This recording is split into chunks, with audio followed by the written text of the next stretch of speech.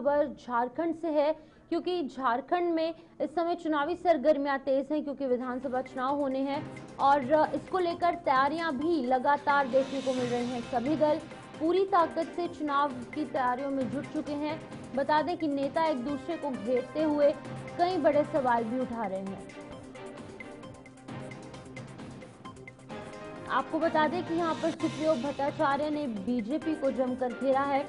ED समेत कई मुद्दों को लेकर बड़े सवाल उठाए गए हैं। चुनाव को लेकर आरोप और प्रत्यारोप, कटाक्ष करने का दौर लगातार जारी है। नेता एक दूसरे को घेरते हुए नजर आ रहे हैं।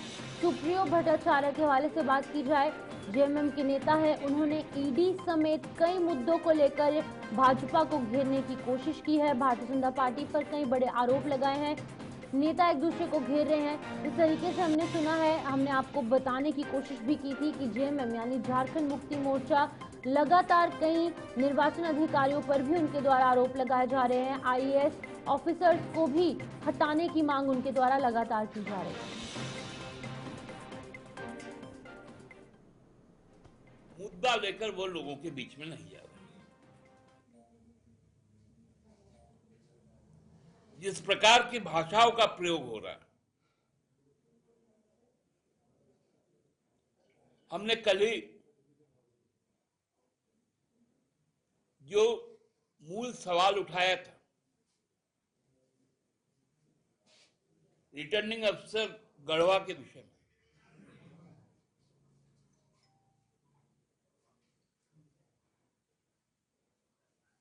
आप देखिए, एक तरफ कल उनको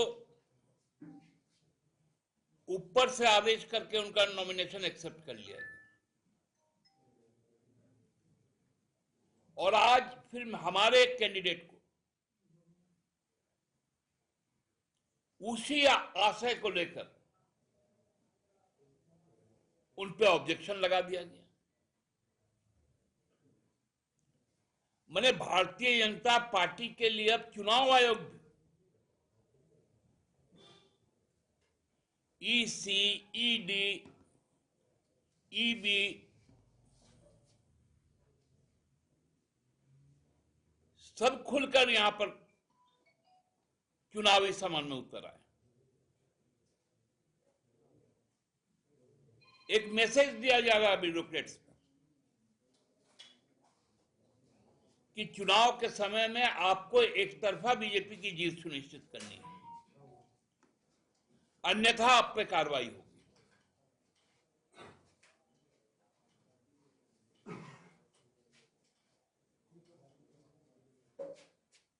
आप देखिए इस कार्रवाई पर, आज के कार्रवाई पर क्या क्या भाषाएं आ रही भाजपा की।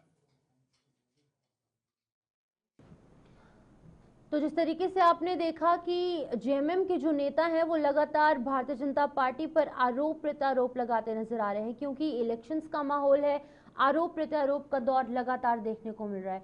तो इस खबर पर अधिक जानकारी देने के लिए हमारे साथ मनीष झा ज्वाइन कर चुके हैं रांची से, हमारे संवाददाता। मनीष, आपसे जानना चाहूंगी, लगातार जेएमएम हमलावर है बीजेपी पर, यहाँ पर इलेक्शन कमीशन पर भी आरोप लगा रहे हैं और साथ ही साथ कुछ आईएएस ऑफिसर्स, अधिकारियों पर भी आरोप लगाए जा रहे हैं। अब एक और आरोप यहाँ पर सुप्रियो भट्टाचार्य ने लगाया, क्या कुछ कहा उन्होंने, पूरी जानकारी दीजिएगा।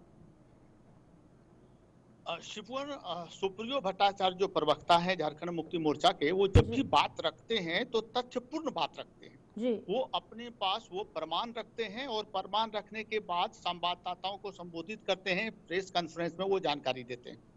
आज जो उन्होंने तथ्य रखी, उन्होंने बताया कि इलेक्शन कमीशन को सभी पार्टियों को एक समान लेकर चलना चाहिए था, परंतु भारतीय जनता पार्टी के लिए वो अलग रूल अपना रही है और जो इंडिया गठबंधन के नेता हैं उनके लिए अलग रूल अपना रहे हैं। उन्होंने उदाहरण भी दिया कि गढ़वा में जिस तरह भारतीय जनता पार्टी के प्रत्याशियों ने अपना जो शपथ पत्र भरा वो गलत था, यानी सही नहीं था, जिस हिसाब से होना चाहिए जो रूल है, बावजूद इसका उनका रद्द नहीं किया गया और इनके लोगों का रद्द किया जा रहा है। दूसरी ओर उन्होंने बताया कि अभी इलेक्शन का समय है और इस समय जैसे कि लगातार ईडी सीबीआई की कार्रवाई बढ़ रही है तो उन्होंने ये साफ तौर पर आरोप लगाया कि भारतीय जनता पार्टी के इशारे पर ये हो रहे हैं, ताकि इसका जो पॉलिटिकल लाभ है, राजनीतिक लाभ, वो भारतीय जनता पार्टी या एनडीए गठबंधन को मिले। तो उन्होंने साफ तौर पर प्रेस कॉन्फ्रेंस कर ये बात रखी है, और आज से पहले भी वो जब प्रेस के सामने आए थे तो उन्होंने तथ्यपूर्ण बात रखी।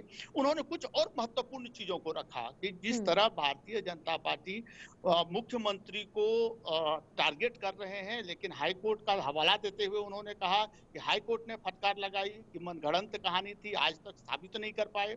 घुसपैठी मामले में भी उन्होंने घेरा है भारतीय जनता पार्टी को कि यदि घुसपैठ हो रहा है बांग्लादेश से तो जो अंतर्राष्ट्रीय सीमा है वहां तो केंद्र सरकार की जिम्मेवारी बनती थी, वहां तो केंद्र सरकार उस पर रोक क्यों नहीं लगा रहे।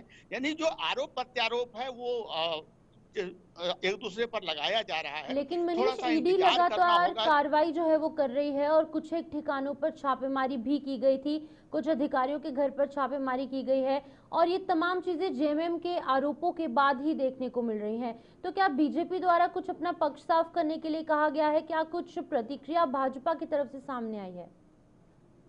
शिवन, भारतीय जनता पार्टी की ओर से तो सीधे तौर पर इसे नकार दिया जाता है। उनका कहना कि ये स्वतंत्र संस्था है, और वास्तव में ये स्वतंत्र संस्था है और ये स्वतंत्र होकर काम करती है। परंतु सवाल इस पर उठ रहा है कि अभी इलेक्शन का माहौल है। दूसरा जो उन्होंने तथ्यपूर्ण रखा है कि यदि आप कहीं कार्रवाई करते हैं तो उसका आउटपुट तो बताइए। यदि आप मेरे यहाँ आकर कार्रवाई करते हैं, जांच करते हैं, तो जांच के बाद क्या मिला।